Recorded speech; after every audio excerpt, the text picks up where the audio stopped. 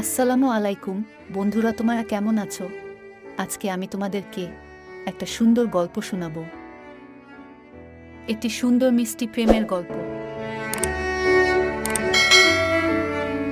একটি ছেলে একটি মেয়েকে অনেক ভালোবাসে। তারা একসাথে পড়াশোনা করে। ওরা একজন আরেকজনের জান, একে অপরকে অনেক ভালোবাসে।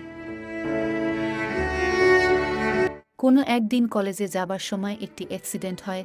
মেয়েটি তার মুখে আঘাত পেয়ে জ্ঞান হারিয়ে ফেলে, আর ছেলেটি আটকে পড়ে অ্যাক্সিডেন্ট হওয়া গাড়িতে।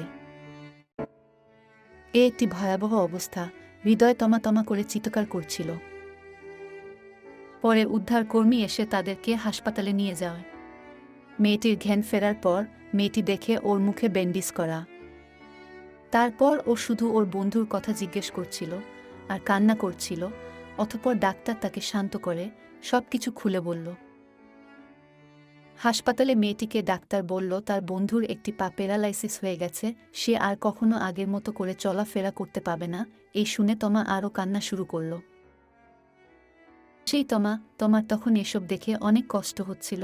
তোমার হৃদয়কে বুকে জড়িয়ে নিল।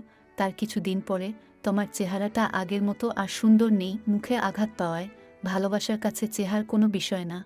এর কিছুদিন পর হৃদয় এরা বিয়ে করে ফেলে।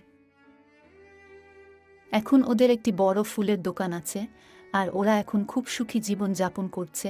একজন আরেকজনের অনেক খেয়াল রাখে। আপনারাও আপনাদের আপনজনের প্রতি খেয়াল রাখবেন। আজ এই পর্যন্তই। আল্লাহ হাফেজ।